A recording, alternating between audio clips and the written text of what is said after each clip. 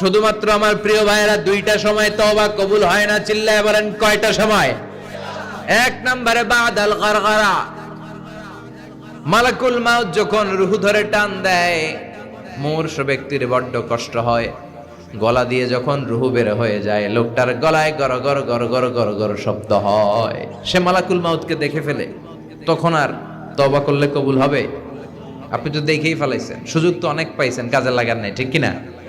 এটা হলো ফেরাউনের দশা।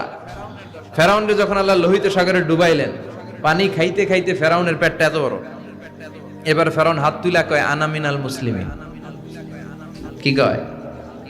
আনা মিনাল, মানে আমি মুসলমান। কত ভালো মানুষ দেখছেন, মুসলমান। ফেরাউন না যদি মুসলমান হয়, আমরা থেকে কি লাভ? কথা কন। ফেরাউন হাত তুলে বলে আনা মিনাল মুসলিমিন, আমি ভালো মানুষ। আল্লাহকে তোর মতো ভালো মানুষের দরকার নাই, তুই মর, কারণ দ্য টাইম ইজ আপ, সময় শেষ। বাদাল গারগারা, তার সময় শেষ। মুসা আলাইহিস সালামের চাচাতো ভাইয়ের নাম ছিল কারুন, বিশাল সম্পদের মালিক আল্লাহ বানিয়েছে। আমি ফেরাউনের লাশও দেখে এসেছি সচক্ষে, আবার কারুনকে যে এলাকায় আল্লাহ জামিনে দাবিয়ে দিয়েছে, ফাখাসাফনা বিহি ওয়া বিদারিহিল আরদ, ওই এলাকাটাও ফায়ুম জেলা, কায়রো থেকে 100 কিলোমিটারের মতো দূরে। এই ফায়ুম জেলায় তার সব সম্পদ আল্লাহ জামিনের ভেতরে দাবিয়ে দিয়েছে। মুসা আলাইহিস সালাম বললেন, কারণ তোর তো অনেক সম্পদ, তুই আল্লাহর রাস্তায় যাকাত দে। তুই আগে তোর হৃদয়টারে খোল, এরপর তোর হাত খুলবে। আগে হাত খুল, তোর হৃদয় খুলবে, ঠিক কিনা? সে কয় না, আমি যাকাত দেব না, কারণ এগুলো আমার আল্লাহ দেয় নাই, এটা আমি নিজে কামাইছি। ইন্নামা উতীতুহু আলা ইলমিন ইনদি, আমার ইন্টেলেক্ট, মেধার বুদ্ধি খাটিয়ে এই সম্পদের মালিক আমি হয়েছি। মুসা আলাইহিস সালাম বললেন, তাই তাহলে আযাবের অপেক্ষা কর। আল্লাহ আযাব পাঠালেন, ফাখাসাফনা বিহি ওয়া বিদারিহিল আরদ। কারণ কারণের সব সম্পত্তি আল্লাহ মুহূর্তের মধ্যে জামিনের ভিতরে ঢুকাতে লাগলেন। কারণের পা ঢুকে গেল, ঢুকতে ঢুকতে হাঁটু পর্যন্ত ঢুকে গেছে জামিনের ভেতর। কারণ ভাবছে উঠা যাব, আমারে আটকাইতে পারবে না। এরপরে কোমর পর্যন্ত গেল, কয় উঠা যাম। এরপরে গলা পর্যন্ত, কয় মুসা সব সম্পত্তি তোরে আর তোর আল্লাহরে দিয়ে দিলাম, আমারে বাঁচা, আমারে। ও মুসা, এতক্ষণ শুধু যাকাতের সম্পত্তি দেয় না, এখন কয় সব তোর, সব তোর আর তোর আল্লাহ, আমারে খালি তুই বাঁচা। এখন তওবা কবুল হবে? ওই যে আনা মিনাল মুসলিমিনের স্টাইল আছে না নাই? এজন্য এই গরগরানি মৃত্যুর একেবারে ফাইনাল স্টেজ আসার আগে যদি আপনি ক্ষমা চান, ক্ষমা করবে কে? 2 নাম্বার, বাদা তুলুইশ শামসি মিন মাগরিবিহা, কিয়ামতের আগ দিয়ে পূর্ব দিক থেকে সূর্য না ওঠে, পশ্চিম দিক থেকে সূর্য ওঠা শুরু করে দিবে। তখন যদি তওবা করেন, তওবা কবুল হবে নাকি? এর আগ পর্যন্ত যখনই আল্লাহর ডাক দিয়ে তওবা করেন, তওবা কবুল করে নিবে কে? আমাদের দেশে তওবা পড়ানোর জন্য মাওলানা লাগে। কি লাগে? কয় হুজুরের ডাক, ইমাম সাহেবের ডাক, পীর সাহেব হুজুর রান তওবা পড়া, আছে না নাই? হুজুর নাই তো তওবাও নাই। হুজুর এলাকায় নাই, হুজুর 3 দিন ধরে ছুটিতে আছে, কয় এখন তো তওবা পড়া যাবে না, কারণ হুজুর ছুটিতে। কত বড় ডাকায়! এরকম ডাকায় জড়িত আছে না নাই? তওবা পড়তে হুজুর লাগে, কথা কন। হ্যাঁ, হুজুরের কাছে তওবা পড়েন, পীর সাহেব হুজুরের কাছে তওবা পড়েন, ঠিক আছে, কিন্তু এটা জরুরি না। আপনি আপনার আল্লাহর কাছে ক্ষমা চাইবেন, গুনার কথা স্মরণ করে জায়নামাজটা বিছিয়ে 2 রাকাত নামাজ পড়ে ক্ষমা চান। আপনার কথা শুনে কে? কেউ যেটা শোনে না শুনে কে? কেউ যেটা দেখে না দেখে কে? কেউ যেটা দেয় না দেয় কে? এজন্য হুজুর লাগবে। ইমাম সাহেব হুজুর, মুয়াজ্জিন হুজুর, বড় হুজুর, ছোট হুজুর, পীর সাহেব হুজুর, কাউরে লাগবে? আপনার তওবা আপনি, আমার তওবা আমি। পাপ করলেই মাফ চাবো, এটার নাম তওবা। তওবা মানে to return to your Lord, আল্লাহর কাছে ফিরে আসবেন। আল্লাহর গোলাম আল্লাহর কাছে ফিরে আসবে, এর নাম তওবা। এজন্য আল্লাহ বললেন, গোলাম তুবু ইলাল্লাহি তাওবাতান নাসুহা, একনিষ্ঠ তওবা করো, একনিষ্ঠভাবে ক্ষমা চাও। ক্ষমার মতো ক্ষমা চাইলে সব গুনাহ মাফ করে দিবে কে? প্রতিদিন আমরা তওবা করব, রাজি আছেন? প্রতিদিন ইস্তিগফার করব। কয়বার? কথা হয় না মাতুক্কা? হ্যাঁ, কমসে কম 70 বার চেষ্টা করব প্রতিদিন পড়ব আস্তাগফিরুল্লাহ। কি পড়ব? আরো জোরে পড়ি আস্তাগফিরুল্লাহ। বিশ্বনবী বলেন, মান লাজিমাল ইস্তিগফার, যে সব সময় ইস্তিগফারের সাথে লেগে থাকে তার 5টা সওয়াব। এক নম্বরে জাআলাল্লাহু লাহু মিন কুল্লি দিকিন মাখরাজা, বিপদে পড়লে উদ্ধার করবে কে? ওয়া মিন কুল্লি হাম্মিন ফারাজা, তার জীবনের সব দুশ্চিন্তা দূর করে দিবে কে? তাকে টেনশন মুক্ত করবে কে? আমাদের জীবনে টেনশন আছে না নাই? টেনশন নাই কার কার হাত তোলেন। হ্যাঁ, এই পোলাপান তোকে কি টেনশন? কিরে পড়ালেখা, পড়ালেখা টেনশন।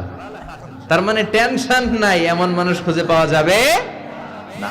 সবার টেনশন আছে, পড়ালেখার টেনশন, আবার কয়েকটার আছে বিয়ার টেনশন, আছে না নাই? বিয়ের সময় হলে বিয়ের টেনশন হওয়াটাই স্বাভাবিক। ক্যারিয়ার নিয়ে টেনশন, কেউ বিদেশে যেতে চায়, ব্যবসা করতে চায়, টেনশন আর টেনশন, টেনশন আর টেনশন। এই ইস্তিগফার বারবার পড়লে তোমার টেনশন থাকবে না, টেনশন মুক্ত মানুষ হয়ে যাবা। চিল্লা এখন ঠিক কিনা? 3 নম্বরে ওয়ারযুকহু মিন হাইসু লা ইয়াহতাসিব, এমন জায়গা থেকে রব্বুল আলামিন রিজিকের ব্যবস্থা করবে আপনি কল্পনাও করতে পারবেন না। রিজিকের মালিক কে? আল্লাহ। আমাদের খাবারের ব্যবস্থা করে কে? আল্লাহ। এই যে আমরা পানি খাই, পানির ব্যবস্থা করে কে? আল্লাহ। মিঠা নদীর পানি আল্লাহ তোমার মেহেরবানি, সুন্দর ফুল সুন্দর ফল মিঠা নদীর পানি আল্লাহ তোমার মেহেরবানি। আলহামদুলিল্লাহ পড়েন। তার মানে সব সময় যে ব্যক্তিটা ইস্তিগফার পড়বে তার জীবনে টেনশন থাকবে না, তার জীবনে কোনো বিপদ থাকবে না, তার সব সময় রিজিকের মালিক হয়ে যাবে কে? 4 নম্বরে আল্লাহর কোনো আযাব তার উপর আসবে না, আল্লাহর কোনো আযাব তার উপর পতিত হবে। وما كان الله معذبهم وهم يستغفرون,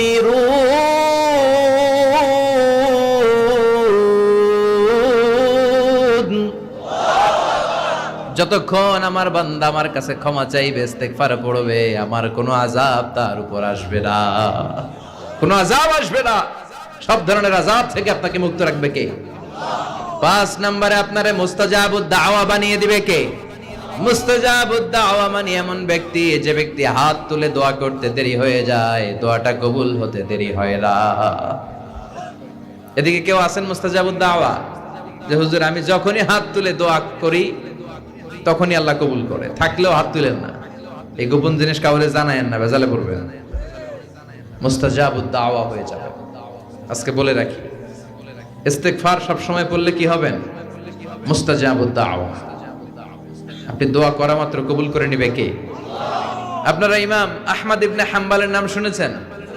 হাম্বলি মাযহাবের অনেক বড় আলেম, মুহাদ্দিসুদ দাহর। ওনার বিখ্যাত হাদিসের গ্রন্থ মুসনাদ আহমদ ইবনে হাম্বল একক হাদিসের গ্রন্থ হিসেবে পৃথিবীর সবচাইতে বড় হাদিসের কিতাব।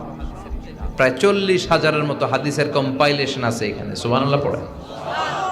এই মুহাদ্দিস ওনার শেষ জীবনে সব সময় হাদিস লেখা, হাদিস মুখস্থ, হাদিস সংগ্রহের কাজে ব্যয় করেছেন। লম্বা লম্বা সফর করতেন, দেশ থেকে দেশ, দেশান্তরে, এক দেশ থেকে আরেক দেশে তিনি সফরে যেতেন।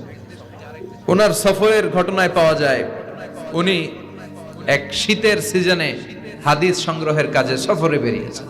প্রচন্ড শীত। উনি এক মসজিদে ঢুকে মাগরিবের নামাজ পড়লেন, এশার সালাত আদায় করলেন। এরপরে ভাবলেন বাইরে এত শীত, যাওয়ার তো জায়গা নাই, এক কাজ করি মসজিদেই ইবাদত করে আর হাদিস পড়ে পড়ে কাটাই, ফজরের সালাত জামাতে পড়ে তারপরে বেরোব। উনি ব্যাগ থেকে কাঁথা বের করে হাদিসের কিতাব নিয়ে পড়তে লাগলেন। কিন্তু মসজিদের দারোয়ান এসে বলে, উখরুজ মিনাল মসজিদ ইয়া শেখ, এই বুড়া মসজিদ থেকে বেরো। চিনে নাই, উনি যে এত বড় আলেমে দ্বীন মুহাদ্দিস, চিনতে পারে নাই। ইমাম আহমদ ইবনে হাম্বল বললেন, বাবা বাইরে শীত, আমি কই যাব? আমি মুসাফির মানুষ, আমি এই মসজিদে ফজরের সালাতও পড়ব, জামাতে পড়ে তারপরে বেরোবো, রাতটা আমারে থাকতে দাও। মসজিদের দারোয়ান বলে, না মসজিদে থাকা যাবে না, বের হন। ভালো কথায় বের না হইলে ঘাড় ধাক্কা দিয়ে বের করে দেবো। কি আর করা, উনি ব্যাগ নিয়ে বের হয়ে গেলেন। শীতে কাঁপছেন।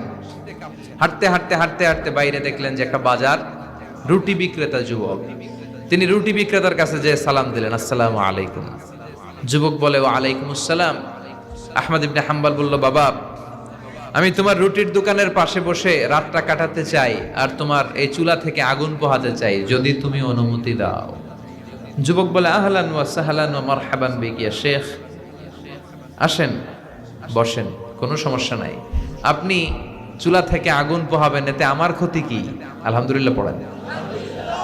আহমদ ইবনে হাম্বল খুশি হয়ে গেলেন, উনি বসলেন, উনি তাপ নিচ্ছেন, আগুন পোহাচ্ছেন, আর দেখতে পাচ্ছেন যুবকটা বারবার পড়ছে আস্তাগফিরুল্লাহ। যুবকটা বারবার কি পড়ছে? আস্তাগফিরুল্লাহ। রুটি বানায় আর পড়ে আস্তাগফিরুল্লাহ। রুটি চুলায় দেয়, পড়ে আস্তাগফিরুল্লাহ। কেউ রুটি কিনতে আসলে তার কাছে রুটি তুলে দেয়, পড়ে আস্তাগফিরুল্লাহ। টাকা নিয়ে ক্যাশ বক্সে ঢুকায়, আর কি পড়ে? আবার রুটি বানাতে শুরু করে, আর কি পড়ে? ইমাম আহমদ ইবনে হাম্বল তার এই দৃশ্যটা দেখে অবাক হলেন।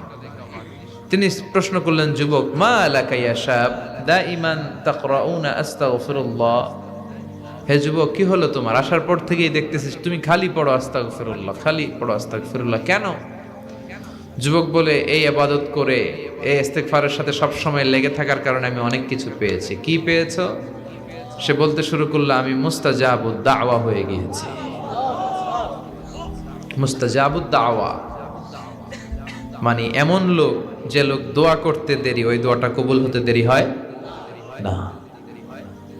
ইমাম আহমদ ইবনে হাম্বল অবাক হলেন। ফাতাআজ্জাবা আহমদ ইবনে হাম্বল ওয়া ক্বাল আনতা মুস্তাজাবুদ দাওয়া। অবাক হলেন আর বললেন, বলো কি, তুমি মুস্তাজাবুদ দাওয়া? তুমি জীবনে যা দোয়া করেছো সব কবুল হয়েছে? যুবক বলে, হ্যাঁ, আমি জীবনে যত দোয়া করেছি সব দোয়া কবুল হয়েছে, একটা দোয়া ছাড়া। শুধু একটা দোয়া কবুল হয় না, বাকি সব দোয়া চাওয়া মাত্রই কবুল করে নিয়েছে কে? এবার আহমদ ইবনে হাম্বলের কিউরিসিটি আরো বেড়ে গেল। আহমদ ইবনে হাম্বল বললেন, বলো কি, সব দোয়া কবুল, আবার একটা দোয়া কবুল হয় নাই, এটা কোন দোয়া রে বাবা? এবার যুবক বলতে শুরু করলো, আমি আল্লাহর কাছে খুব চেয়েছি যে আল্লাহ, শুনেছি এই জামানার সবচেয়ে বড় মুহাদ্দিসের নাম নাকি আহমদ ইবনে হাম্বল। আল্লাহ, আমি মরার আগে ওনার সাথে একবার দেখা করে মরতে চাই। আমি ওনার হাতে হাত রেখে ওনার কাছে বায়াত হতে চাই, ওনার সাথে মুসাফা করতে চাই, আর ওনার কপালে একটা চুমু দিতে চাই। এই কথা শুনে ইমাম আহমদ ইবনে হাম্বল আর ধৈর্য ধারণ করতে পারলেন না, চোখের পানি ছেড়ে দিলেন। বললেন, যুবক, তোমার এই দোয়াটাও আল্লাহর কাছে কবুল হয়েছে, এই দোয়াটাও কবুল হয়েছে। আনা আহমদ ইবনে হাম্বল, আমি আহমদ ইবনে হাম্বল, মুহাদ্দিসুদ দাহর, এই জামানার সবচাইতে বড় মুহাদ্দিস। আমার সাথে দেখা করার জন্য আমার দরবারে তোমার যাওয়ার দরকার নেই, আমাকে আল্লাহ তোমার দরবারে নিয়ে এসেছে। এজন্য বারবার বারবার সব সময় যদি ইস্তেগফারের সাথে আপনি লেগে থাকেন, আপনারে মুস্তাজাবুদ দাওয়া বানিয়ে দিবে কে? আমি অনেক জায়গায় ইস্তেগফার নিয়ে বয়ান করেছি। এবছর সিলেটে আপনাদের এই প্রোগ্রামে আসার সময় আমি যখন ঢাকা এয়ারপোর্টে, অনেক যুবকরা দৌড়ে এসেছে, হুজুর আপনি মিজানুর রহমান আজহারি না? আমি বলি, হ্যাঁ আমি মিজানুর রহমান আজহারি। বলে, হুজুর আপনার আলোচনা শুনে আমার জীবনে অনেক পরিবর্তন হয়েছে। আর হুজুর আরেকটা কথা, এখন কিন্তু আমি অবসর সময় পাইলে খালি করি আস্তাগফিরুল্লাহ। আমার এসে বলতে শুরু করলো, একজন না, এরকম কয়েকজন এসে বলতেছে, হুজুর আমি কিন্তু সব সময় সুযোগ পেলে আস্তাগফিরুল্লাহ পড়ি, সুযোগ পেলে অবসরে ইস্তেগফার পড়ি। ও যুবক, ইস্তেগফার পরে তুমিও মুস্তাজাবুদ দাওয়া হতে পারো, অবসর সময়টাকে কাজে লাগাও। গাড়ির জন্য বসে আছি, বাজারের ব্যাগ হাতে নিয়ে যাচ্ছি, অবসর সময় ঘুম আসে না, কি পড়বো? প্রাণ ভরে মন ভরে পড়েন তো আস্তাগফিরুল্লাহ, আবার পড়েন আস্তাগফিরুল্লাহ, আরো জোরে আওয়াজ করে পড়েন আস্তাগফিরুল্লাহ। ইস্তেগফার পড়ার অনেকগুলো পদ্ধতি আছে, সবচেয়ে ছোট ইস্তেগফার হচ্ছে এটা, আস্তাগফিরুল্লাহ। এছাড়া আপনি পড়তে পারেন আস্তাগফিরুল্লাহ আল্লাযী লা ইলাহা ইল্লা হুয়াল হাইয়ুল কাইয়্যুম ওয়া আতুবু ইলাইহি। এই ইস্তেগফারটা যদি কেউ পড়ে, জিহাদের ময়দান থেকে ফিরে আসা কবিরা গুনাহ, আল্লাহ বলে জিহাদের ময়দান থেকে ফিরে এসে কবিরা গুনাহ করেছে, এই লোকও যদি এই দোয়া পড়ে তার গুনাহ মাফ করে দিবে কে? আবার সাইয়েদনা আবু বকর বললেন, ইয়া রাসূলুল্লাহ আল্লিমনি দুআআন আদউ বিহি ফি সালাতি এমন একটা দোয়া, এমন একটা ইস্তেগফার আপনি আমারে শিক্ষা দেন, যেই দোয়াটা আমি নামাজে সালাম ফেরানোর আগে পড়বো। বিশ্বনবী বললেন, তুমি পড়ো, আল্লাহুম্মা ইন্নী যালামতু নাফসি যুলমান কাসীরান ওয়া লা ইয়াগফিরুয যুনুবা ইল্লা আনতা ফাগফিরলি মাগফিরাতাম মিন ইনদিক ইন্নাকা আনতাল গফুরুর রহিম। সুবহানাল্লাহ পড়েন। এটাও কিন্তু একটা ইস্তেগফার, জানেন? এটাও ইস্তেগফার। যেখানেই ক্ষমা চাওয়ার ঘটনা আছে, যেখানেই ক্ষমা চাওয়া আছে, ওইটারে ইস্তেগফার হিসেবে কবুল করে নেয় কে? তার মানে এটাও একটা ইস্তেগফার। এইখানে আপনি পড়েন, আল্লাহুম্মা ইন্নী যালামতু নাফসি, আল্লাহ আমি অনেক জুলুম করেছি, যুলমান কাসীরা, এত বেশি জুলুম যার কোনো সীমা নাই, ওয়ালা ইয়াগফিরুয যুনুবা ইল্লা আনতা, আপনি ছাড়া আমার পাপগুলো maaf করে দেওয়ার কেউ নাই।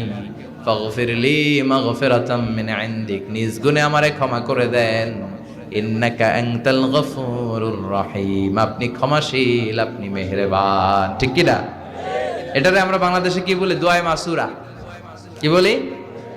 এটা যেমনি দোয়ায়ে মাসুরা, আবার এটা একটা ইস্তেগফার। এজন্য ক্ষমা চাইতে চাইলে এটাও পড়বে। আরে সব ইস্তেগফারের মধ্যে শ্রেষ্ঠ ইস্তেগফারের নাম সাইয়্যিদুল ইস্তেগফার। যত ইস্তেগফার হতে পারে, বুখারীর বর্ণনা, এর মধ্যে সবচেয়ে শ্রেষ্ঠ ইস্তেগফারের নাম, কথা বলেন, মুখস্থ আছে? কার কার আছে দেখি?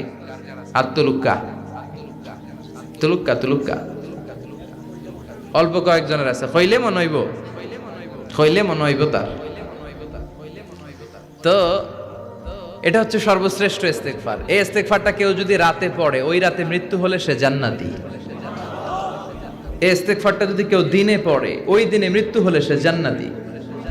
এটার নাম সাইয়্যিদুল ইস্তেগফার। আল্লাহুম্মা আনতা রাব্বি লা ইলাহা ইল্লা আনতা খালাকতানি ওয়া আনা আবদুক ওয়া আনা আলা আহদিকা ওয়া ওয়া'দিকা মাস্তাতা'তু আউযু বিকা মিন শাররি মা সানা'তু আবু'ু লাকা বিনি'মাতিকা আলাইয়া ওয়া আবু'ু বিযামবি ফাগফিরলি ফাইন্নাহু লা ইয়াগফিরুয যুনুবা ইল্লা আনতা।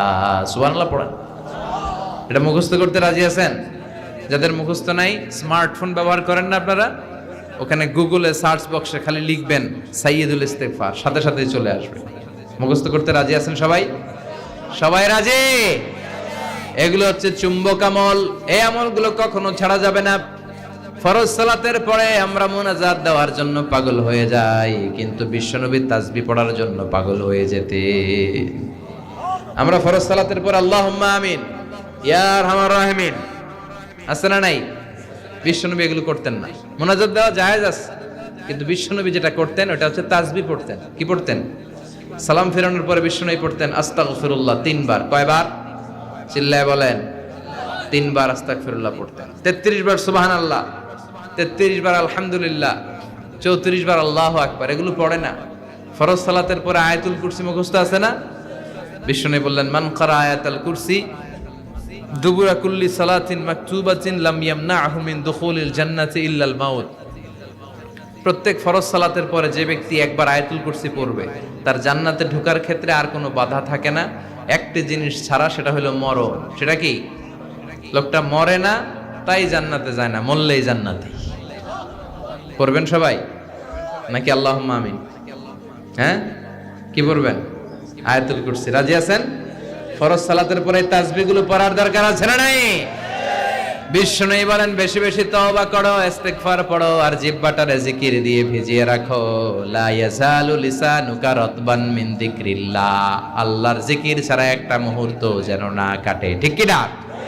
আবার আল্লাহ বললেন, ওয়াজকুর রাব্বাকা ফি নাফসিকা তাদাররুআ ওয়া খীফা দুনাল জাহরি বিল কওলি বিল গুদুই ওয়াল আসাল ওয়ালা তাকুম মিনাল গাফিলিন। ওয়াজকুর রাব্বাকা ফি নাফসিক, আল্লাহর জিকির করো মনে মনে, চিল্লা ফাল্লা করে নয়। আমাদের দেশে চিল্লা ফাল্লার জিকির আছে না নাই? হেই হই হেই হই, হ্যাঁ কি বসেন বৈশা যান। কি বিপদ রে ভাই, এটা কি এক বিপদের জামানায় আসলাম। সব জায়গায় বৈশা যান না, এই বৈশা যান সিস্টেমে জিকির করা যাবে? লাফালাফি করে জিকির করা যাবে? মাথায় এদিকে ধুলানো যাবে? হেই হো হেই হো আছে না নাই? আলহামদুলিল্লাহ জুরিতে এগুলো ঢুকে নাই। তাহারি আইসোন, আচ্ছা ঠিক আছে, ওনার নাম নেওয়ার দরকার নাই, ওনারে দেখলে বলে দিয়েন যে এইভাবে করেন না, হয়তো আগে করছে এখন মনে করে না। না নতুন নতুন মারে ডিজে স্টাইল। আচ্ছা ডিজে স্টাইলে জিকির করা যাবে? নতুন নতুন মারলে হইব? হ্যাঁ না, খবরদার। তাদাররুআ ওয়া খাইফা, গোপনে বিনয়ের সাথে। আমরা মাঝে মাঝে জিকির করাই একসাথে আওয়াজ করে, এটা তালিমান জায়েজ। এটা কি তালিম দিচ্ছি যে এই জন্য জায়েজ, কারণ অনেকে লা ইলাহা শুদ্ধ উচ্চারণ জানে না, এটা আমি শিখানোর উদ্দেশ্যে তালিম দিচ্ছি, জায়েজ। কিন্তু সাধারণত জিকির আওয়াজ করে নয়, চিৎকার চেঁচামেচি করে নয়, গোপনে একা একা। আমাদের দেশে জিকির করতে করতে লাফায় উপরে উঠে যায়, বাসের উপরে।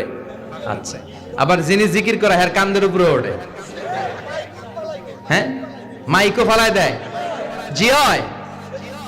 আচ্ছা, তো মাইক যদি ফালায় দেয়, আমি জিকির আমি ওয়াজ করব কি দিয়ে? ভয়ঙ্কর অবস্থা না? বিশ্বনবীর কোন জিকিরের মজলিসে বিশ্বনবী তাসবিহ পড়ছেন, জিকির করছেন, সাহাবারা জিকির করতে করতে খেজুর গাছের উপরে, হাদিসে পাওয়া যায়। অথবা বিশ্বনবী জিকির করছেন, তাসবিহ পড়ছেন, সাহাবারা লাফাতে লাফাতে বিশ্বনবীর কান্দের উপরে, কোন হাদিসে আছে? তাহলে এইভাবে জিকির করা যাবে? এজন্য আল্লাহ বললেন ওয়াজকুর রাব্বাকা ফি নাফসিকা তাদাররুআ ওয়া খাইফা, আল্লাহরে ডাকো বিনয়ের সাথে ডাকো, গোপন ভাবে ডাকো, লাফালাফি করে নয়। দুনাল জাহারি বিল কওল, চিৎকার চেঁচামেচি করে নয়, বিনয়ের সাথে জিকির করতে বলেছে কে? ফাযকুরুনি আযকুরকুম ওয়াশকুরুলি ওয়ালা তাকফুরুন, আমার জিকির করো আমিও তোমাদের জিকির করব, ঠিক কি না? আল্লাহ বলে ফাইন যাকারানি ফি নাফসি যাকারতুহু ফি নাফসি। খেয়াল করে শুনেন, আমার বান্দা যদি একা একা আমারে ডাকে, আমি একা একা তার স্মরণ করি।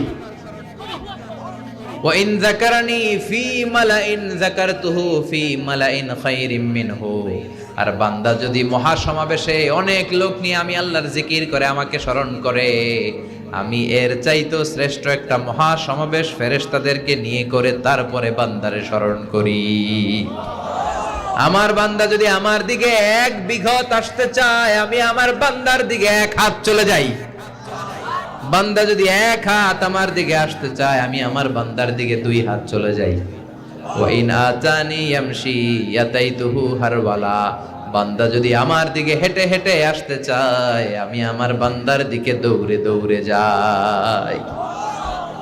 কি আল্লাহ আমরা পাইছি, আমরা হেঁটে আসতে চাইলে উনি দৌড়ে আসে, আমরা এক বিগত আসলে উনি এক হাত আসে।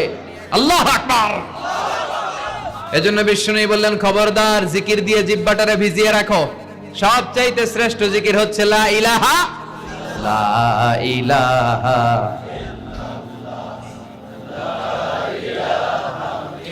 লা ইলাহা ইল্লাল্লাহু মুহাম্মাদুর রাসূলুল্লাহ সাল্লাল্লাহু আফদলু যিকরি লা ইলাহা ইল্লাল্লাহ। পৃথিবীতে যত জিকির আছে এর মধ্যে সবচেয়ে শ্রেষ্ঠ জিকিরের নাম। আবার বিষ্ণুই বললেন মান ক্বালা লা ইলাহা ইল্লাল্লাহ মুখলিসান মিন কলবিহি দাখালাল জান্নাহ, ঈমানের সাথে ইখলাসের সাথে একবার যে ব্যক্তি পড়তে পারল লা ইলাহা ইল্লাল্লাহ, তার জন্য জান্নাতকে ওয়াজিব করে দিবে কে? আবার এই লা ইলাহার নামকে আল্লাহ দিয়েছে কালিমায়ে তয়্যিবা। কি নাম? দারাবাল্লাহু মাসালান কালিমাতান তয়্যিবাতান কাশাজারাতিন তয়্যিবাতিন আসলুহা সাবিতুন ওয়া ফারউহা ফিস সামাই। সুবহানাল্লাহ পড়ে। কালিমায়ে তয়্যিবা আসলুহা সাবিত, এটার গোড়াটা শক্ত মজবুত, এটার শেকড়টা মজবুত, আর এটার শাখা প্রশাখা গোটা বিশ্বে ছড়িয়ে গেছে। চিল্লায় বলেন ঠিক কি না? মুসা আলাইহিস সালাম, আবু সাঈদ আল খুদরি রাদিয়াল্লাহু তাআলা আনহুর বর্ণনা, মুস্তাদরাকে হাকিম আর সহিহ ইবনে হিব্বানের হাদিসে, হাদিস গ্রন্থে হাদিসটা এসেছে। মুসা আলাইহিস সালাম আল্লাহ তাআলাকে একবার প্রশ্ন করলেন, আল্লাহ আল্লিমনি দুআআন আদউ বিহি, হে আল্লাহ আপনি আমার এমন একটা জিকির বা দোয়া শিক্ষা দেন যে জিকির আর দোয়া দিয়ে আমি আপনার কাছে দোয়া করব আর জিকির করব, এটা জানবো শুধু আমি আর জানবেন আপনি। সুবহানাল্লাহ পড়েন। মুসা আলাইহিস সালাম এরকম অবাক করা অনেক প্রশ্ন আল্লাহর জীবনে করেছে। একবার প্রশ্ন করছে আল্লাহ, আয়া গালিবুকান নাউমু, আপনার ঘুমে ধরে না? কি প্রশ্ন? আল্লাহ আপনার ঘুমে ধরে না? মুসা আলাইহিস সালাম ভাবছে আমি সারাদিন কাজ করলে আমার মনে ঘুমে ধরে, আল্লাহরও তো ঘুমে ধরার কথা। আল্লাহ বললেন 2টা গ্লাস নাও, পানি ভরো, তুর পাহাড়ের উপরে দাঁড়াও। মুসা আলাইহিস সালাম পানি ভর্তি গ্লাস নিয়ে তুর পাহাড়ের উপর দাঁড়িয়ে রইলেন। আল্লাহ বললেন মুসা দাঁড়িয়ে থাকো। মুসা আলাইহিস সালাম বললেন আল্লাহ আমি জিজ্ঞেস করলাম কি, আমনে করতে কোন কি? আমি জিজ্ঞেস করলাম আয়াগলিবুকান নাউমু, আপনার কি ঘুম পায় না? আমি তো সারাদিন ছাগল চড়াই। মা মিন নাবিয়িন ইল্লা রাআল গানাম, এমন কোন নবী ছিল না যে নবীরা ছাগল চড়ায় নাই। আল্লাহ সারাদিন ছাগল চড়ালে বিকেলে তো আমি থাকতেই পারি না ঘুমে, তো আপনার কি ঘুমে ধরে না? আল্লাহ বললেন নো টক, কথা নাই, পানি ভর্তি গ্লাস নিয়ে দাঁড়িয়ে থাকো। আর ঘুম রে আল্লাহ ডেকে বললেন ঘুম তুই মুসারে ধর। কি বললেন? মুসাকে ধর। ঘুম যে মুসা আলাইহিস সালামকে ধরছে, আর মুসা আলাইহিস সালাম একবার ডানে কাত হয় একবার বায়ে, ঘুমের ঠেলায় আর থাকতে পারে না, উল্টায় পড়ছে, গ্লাস উল্টায় পড়ছে, গ্লাস গুলো ভেঙে খান খান হয়ে যায়। আল্লাহ বললেন মুসা বেশি কিছু হেফাজতের দায়িত্ব দেই নাই, শুধুমাত্র পানি ভর্তি 2টা গ্লাস হেফাজতের দায়িত্ব দিয়েছিলাম, ঘুমের কারণে টিকাতে পারো নাই, ভেঙে ফেলেছো, খান খান হয়েছে। আমি আল্লাহ যদি তোমার মতো ঘুমিয়ে যেতাম, গোটা বিশ্বটা একটার সাথে আরেকটা লাগে পুরো পৃথিবীটা খান খান হয়ে যেত রে মুসা।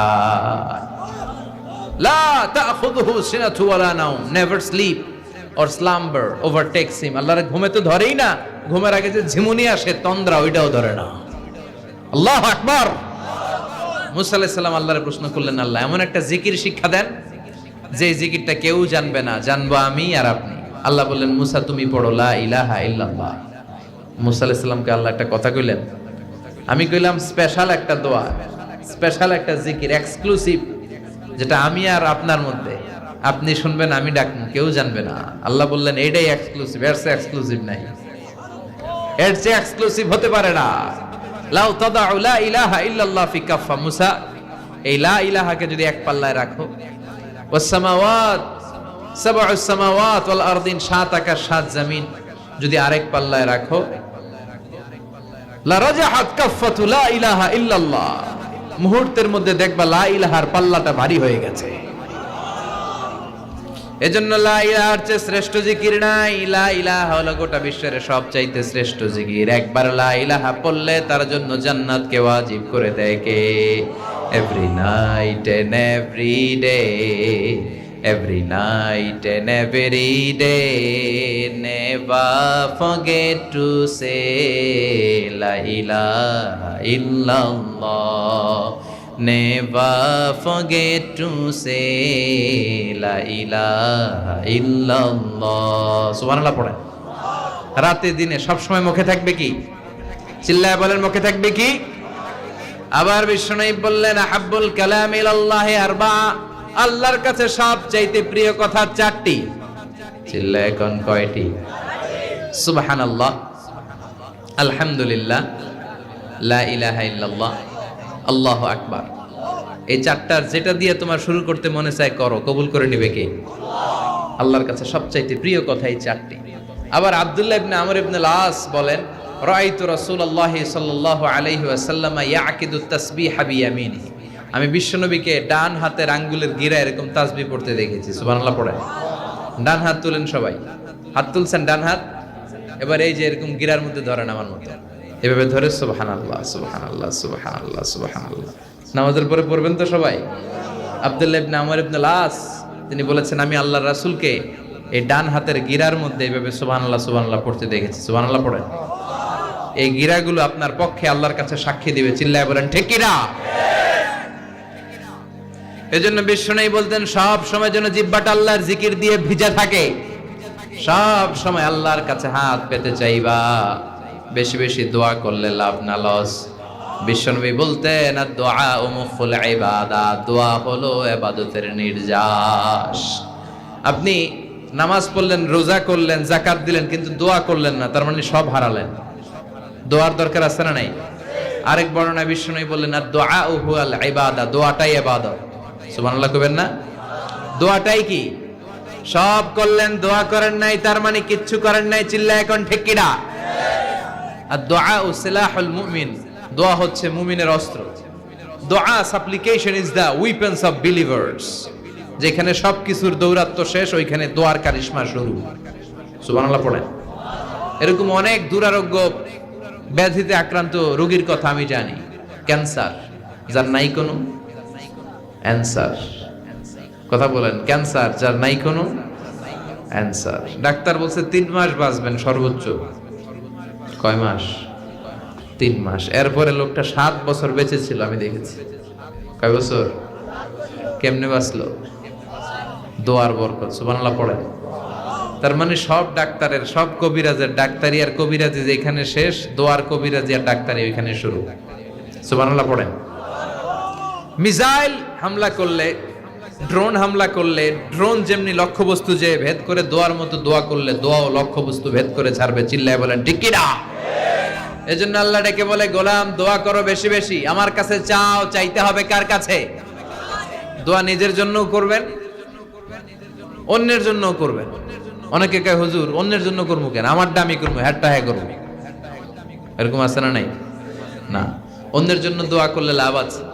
আপনি যখন কারোর জন্য দোয়া করেন, ফেরেশতারা বলে ওয়ালাহু বিমিসলিন, মানে আল্লাহ সে অন্যের জন্য যেই দোয়াটা করেছে এই দোয়াটাকে তার জন্য তুমি আগে কবুল করে নাও। আপনি দোয়া করলে কবুল হইতেও পারে, নাও হইতে পারে, কিন্তু ফেরেশতারা যদি রিকমেন্ড করে, ওইটা কবুল করবে কে? ওই দোয়া কবুল হওয়ার ব্যাপারে কোনো সন্দেহ আছে? ধরেন আমি হুজুরের জন্য দোয়া করলাম, আল্লাহ হুজুর অসুস্থ, তুমি সুস্থ করে দাও। ফেরেশতারা বলবে আল্লাহ যে দোয়া করতেছে এর যদি কোনো রোগ থাকে আগে এর সুস্থ করে দাও। আমি বললাম আল্লাহ আমার ভাইটা বড় দরিদ্র, টাকা পয়সা নাই, নিঃস্ব, আর্থিক সমস্যা, আল্লাহ আমার ভাইয়ের আর্থিক সমস্যা তুমি দূর করে দাও। ফেরেশতারা বলে আল্লাহ যিনি দোয়া করে তার যদি আর্থিক সমস্যা থাকে তার সমস্যা আগে দূর করে দাও। তাহলে অন্যের জন্য দোয়া করলে লাভ না লস? দোয়া করবেন নিজের নেক আমলের ওসিলা দিয়ে। কিসের ওসিলা? তবে এমন নেক আমল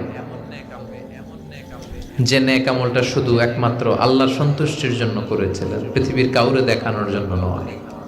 এরকম কিছু নেক আমল প্রত্যেকের জীবনে থাকার দরকার আছে না নাই? যেটা আমি একজনের খুশি করার জন্য করেছি, তিনি কে? মানুষের সামনে 1 লক্ষ টাকা দান করলো অমুক দানবীর, এরকম দান আছে না নাই? যদি এটা মানুষকে দেখানোর জন্য করেন আর আপনারা দানবীর বলবে, আপনাকে দানবীর বলবে, এই নিয়ত যদি করেন এই দোয়া কবুল হবে, এই দান কবুল হবে? কথা বলেন, এই দান কখনো কবুল হবে না। তার মানে যেটাই করবেন একনিষ্ঠতার সাথে, ঠিক কিনা? আল্লাকা সিররুন ইনদাল্লাহ বাইনাকা আনতা ওয়া বাইনাল্লাহ, আল্লাকা সাদাকাতুন তাখফা লা ইয়ালামুহা ইল্লাল্লাহ, আল্লাকা সিররুন ইনদাল্লাহ বাইনাকা আনতা ওয়া বাইনাল্লাহ, আল্লাকা সাদাকাতুন তাখফা লা ইয়ালামুহা ইল্লাল্লাহ। চিল্লায় কোন ঠিক কি না? আল্লাকা সিররুন ইনদাল্লাহ বাইনাকা আনতা ওয়া বাইনাল্লাহ, তোমার আল্লাহ আর তোমার মাঝে এমন কোন গোপন কোন জিনিস বা ইবাদত আছে নাকি যেটা আল্লাহ ছাড়া কেউ জানে না? তোমার জীবনে এমন কোন গোপন দান আছে নাকি যেটা আল্লাহ ছাড়া কেউ দেখেনি? আপনি হাজার হাজার লোকের সামনে লক্ষ লক্ষ টাকা দান করেছেন, কিন্তু উদ্দেশ্য ছিল মানুষ বলবে মারহাবা। মানুষ কি বলবে? এই উদ্দেশ্যে দিয়েছেন। এই দানের কোনো মূল্য নাই। এটার মিজানের পাল্লায় উঠালে 1 আনাও এটার ওজন হবে না, ঠিক কিনা? আর গোপনে একা একা আল্লাহর খুশির জন্য আপনি দান করেছেন, এই দানটা কবুল করবে কে? এজন্য সম্মানিত ভাইরা, আসুন আমরা যা করব আমরা যেন আল্লাহর জন্য করি। বুদ্ধিমান মুমিনের কাজ হচ্ছে সে শুধু একজনরে দেখানোর জন্য করবে, তিনি কে? আমরা দেখাতে চাই, আমরা দেখাবো, আমরাও দেখাইতে চাই, তবে দুনিয়ার মানুষ রে কারে? জোরে হোক্কা কারে? আমরা আল্লাহরে দেখাতে চাই। এজন্য সবসময় আল্লাহর কাছে ফিরে আসি। রাজি আছেন? জিকির দিয়ে যেন জিহ্বাটারে ভিজিয়ে রাখতে পারি, রাজি আছেন? আর বিপদে আপদে সব সময় চাইবো একজনের কাছে